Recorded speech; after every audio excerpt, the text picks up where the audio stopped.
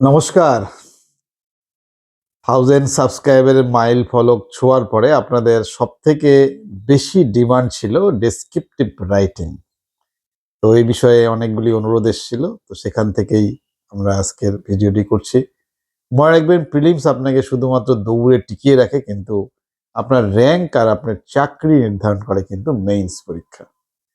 তো আজকের সেশনটি কোনো মুখস্থ বিদ্যার ক্লাস নয়, এটি আপনার চিন্তা ভাবনাকে খাতায় নামানোর কৌশল। তো যারা ভাবছেন আগে প্রিলিমস পাস করি তারপর মেইনস দেখব, তারা সব থেকে বড় ভুল করছেন। এটা দেরি করা যাবে না। আজ থেকেই শুরু হবে মেইনসের প্রস্তুতি। তো যেটা বলছিলাম, যারা আগে সাবস্ক্রাইব করেননি তারা অবশ্যই সাবস্ক্রাইব করবেন। আগের ভিডিওগুলি যারা দেখেননি তারা অবশ্যই দেখে নেবেন।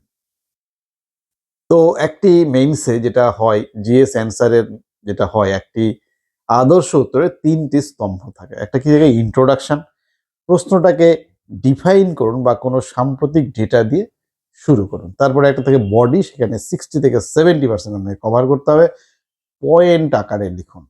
এখানে কিওয়ার্ডস ব্যবহার করা খুব জরুরি। আর তারপরে একটা সেকশন রাখবেন, এটা কনক্লুশন। 15 থেকে 20% এখানে রাখবেন।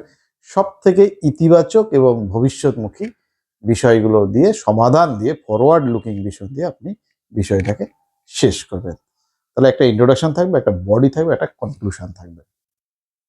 তো প্যারাগ্রাফের চেয়ে পয়েন্ট এবং ফ্লো চার্ট বেশি নম্বর টানে। সেজন্য পরীক্ষকের কাছে, কারণ পরীক্ষকের যে সময় কম থাকে, তাকে আপনার উত্তরটি স্ক্যান করতে আপনি সাহায্য করুন। যেভাবে সম্ভব ফ্লো চার্ট করে আপনি সেটাকে দেখানোর চেষ্টা করুন। এতে আপনার কনসেপশন কতটা ক্লিয়ার আছে তিনি দেখে নেবেন।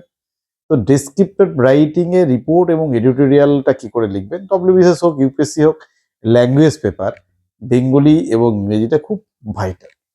তো রিপোর্ট রাইটিং কি করে করবেন? টাইটেল হতে হবে কিন্তু খুব আই ক্যাচি।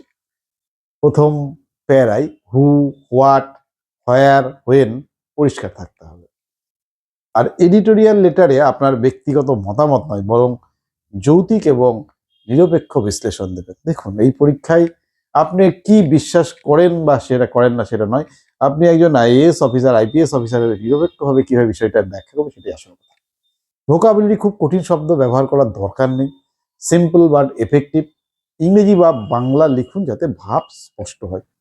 আপনি কত ভালো ইংরেজিতে বা কত ভালো বাংলায় এইটা দেখানোর প্রয়োজন নাই। আপনি আপনার বিষয়টাকে পরিষ্কার করে টু দ্য পয়েন্ট রাখার চেষ্টা করুন। আজই আপনি খাতা পেন নিয়ে বসুন। আপনাকে আজকের একটা টাস্ক দিচ্ছি, এই টাস্কটা অবশ্যই কমপ্লিট করুন। জিএস এর টপিক দিচ্ছি আমি, ওমেন এম্পাওয়ারমেন্ট ইন ইন্ডিয়া। এই বিষয়ে 150 শব্দের একটি উত্তর লিখুন। ওমেন এম্পাওয়ারমেন্ট ইন ইন্ডিয়া, এটা 150 শব্দে লিখুন।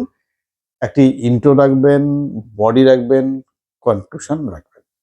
তো এইটা আপনি আজকে করবেন। আরেকটা ল্যাঙ্গুয়েজ টাস্ক দিচ্ছি, আজকে নিউজ পেপারের যে কোনো একটা এডিটোরিয়াল থেকে গুরুত্বপূর্ণ 5টা পয়েন্ট নিজের ভাষায় সংক্ষেপে লিখুন। যে কোনো জায়গা থেকে 5টা পয়েন্ট নিজের ভাষায় সংক্ষেপে লিখুন। পলিটি থেকে আমি কিছু কাজ দিচ্ছি। লক্ষ্মীকান্তের চ্যাপ্টার 7, যেখানে ফান্ডামেন্টাল রাইটস আছে, পার্ট 1 আজকে শুরু করুন। শুনুন, এইটি কিন্তু গোল্ড, মানে মেইনসের জন্য একটা গোল্ড মাইন। তো ফান্ডামেন্টাল এটা পড়ে নিন। আরেকটা জিনিস করবেন, যেটা হয়, কমন কিছু মিস্টেকস হয় অ্যান্সার লেখার সময়, সেই মিস্টেকগুলো আপনাকে খেয়াল রাখতে হবে। কিরকম? প্রশ্নের ডিমান্ড না বুঝে যা জানি সব লিখে আসা, এটা করবেন না। 2 নাম্বার, সময়ের দিকে খেয়াল না রাখা। বাড়িতে প্র্যাকটিস করতে, প্রতিদিন একটা করে প্র্যাকটিস করতে বলেছি। আর 3 নাম্বার, ডায়াগ্রাম বা ম্যাপ এড়িয়ে যাওয়া। শুনুন, মেইনসে নলেজের চেয়ে প্রেজেন্টেশন বেশি দামি। আপনাকে প্রেজেন্ট করতে হবে অ্যান্সারটাকে এমনভাবে যেটা পরীক্ষকদের কাছে খুব, মানে, তাদের মনে হবে ঠিকঠাক আপনি পয়েন্ট টু দ্য পয়েন্ট যাচ্ছেন। এবারে কিছু চেকলিস্ট আপনাকে দেখছি, যেটা মোবাইল রাখুন এবং এই কাজগুলো আপনি করবেন। মোবাইলটা দূরের ঘরে রেখে এই কাজগুলো করুন। 1 নাম্বার হচ্ছে মেইনসে অ্যান্সার রাইটিং খাতা তৈরি করা। 2 নাম্বার হচ্ছে ওমেন এম্পাওয়ারমেন্টের উত্তরটি লিখে ফেলা। খাতা তৈরি করলেন, উত্তর লিখলেন। 3 নাম্বার হচ্ছে লক্ষ্মীকান্তের ফান্ডামেন্টাল রাইটস নিয়ে পড়া শুরু করা।